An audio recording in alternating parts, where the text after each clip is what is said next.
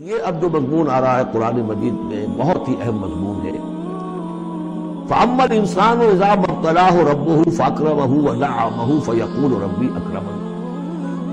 انسان کا معاملہ یہ ہے کہ جب اس کا رب اسے آزماتا ہے، اسے عزت دیتا ہے، نعمتیں دیتا ہے، تو وہ کہتا میرے رب نے مجھے عزت دی۔ وَأَمَّا إِذَا مَا ابْتَلَاهُ فَقَدَرَ عَلَيْهِ رِزْقَهُ، جب اسے آزماتا ہے اور اس کا رزق جو ہے اس پر تنگ کر دیتا ہے، راشننگ کر دیتا ہے، تھوڑا تھوڑا دیتا ہے، فَيَقُولُ رَبِّي أَهَانَنِ، تو وہ کہتا ہے میرے رب نے مجھے ذلیل کر دیا۔ کلا، ایسا نہیں ہے۔ آپ کو کیا خرابی نظر آئی اس میں؟ کوئی شرک نہیں ہے۔ اس نے یہ تو نہیں کہا کہ مجھے نعمتیں دی ہے تو کوئی لکشمی مائی کی کرم کی کرپا ہو گئی، یہ تو نہیں کہا۔ اللہ نے، میرے رب نے مجھے عزت دے دی۔ اور اگر کہیں تنگی آ گئی ہے تو یہ میرے رب نے مجھے ذلیل کر دیا۔ توحید تو مکمل ہے نا یہاں، کہ کسی اور دیوی دیوتا کسی اور الہہ کا تذکرہ نہیں ہے۔ رب ہی نے مجھے عزت دی، رب ہی نے مجھے ذلیل کیا۔ تو عز من تشاء و تذل من تشاء، اے اللہ تو ہی ہے جس کو چاہتا عزت دیتا، جس کو چاہتا ذلیل کر دیتا۔ تو کیا خرابی کیا ہے اس میں خرابی یہ ہے کہ اس دنیا میں جو کچھ تمہیں ملتا ہے تم اسے عزت مت سمجھو، یہ امتحان ہے۔ اور اگر کبھی تنگی آتی ہے اسے ذلت نہ سمجھو، یہ بھی امتحان ہے۔ یہ برابر ہے۔ یہ تم نے اسے عزت سمجھا، دھوکہ کھا گئے۔ اس کو ذلت سمجھا، دھوکہ کھا گئے۔ چاہے توحید انٹیکٹ ہے آپ کی، لیکن توحید جو ہے وہ تو یوں سمجھیے کہ جڑ بنیاد ہے نا ہدایت کی، اس سے اوپر بھی تو منزلیں ہیں ہدایت کی نہیں۔ یہ امتحان ہے۔ ایک لفظ جو کامن ہے، اذا ما ابتلاہ ربہ فاکرمہ، جب اسے ابتلا میں ڈالا اور ابتلا میں عزت دی۔ دیکھیں اب کرتا کیا ہے، صبر کر، یہ شکر کرتا ہے، اپنی جو بھی ہم نے اس کو نعمتیں دی ہیں وہ حقداروں کو ان کے حق ادا کرتا ہے کہ نہیں کرتا ہے۔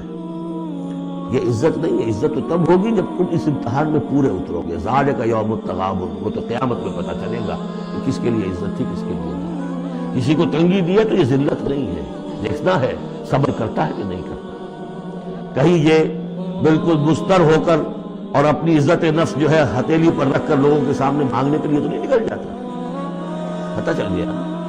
تو یہ امتحان ہے۔ تو پہلا درجہ سمجھیے کہ چاہے فراوانی ہو، عیش ہو، آرام ہو، دولت ہو، یہ بھی امتحان۔ تکلیف ہے، رنج ہے، محنت ہے، مشقت ہے، اسرت ہے، تو یہ بھی امتحان۔ دونوں برابر ہو گئے۔ اب بھی ہدایت اس سے اوپر بھی ہے۔ ہمارے دل میں یہ چور رہے گا پہلا امتحان آسان ہے، دوسرا مشکل ہے۔ نہیں، حقیقت اس کے برعکس ہے۔ پہلا مشکل ہے، دولت میں رہ کر بھول جانے کا آپ کے اندر زیادہ امکان ہے۔ الہا، حدیث آپ کو سنائی تھی، ما قل و کفا خیر مما کثر و الہا، اگر زیادتی ہوگی، دولت ہوگی، تم اللہ کو بھول جاؤ گے تو زیادہ سخت نقصان یہ ہے، زیادہ بڑا امتحان یہ ہے۔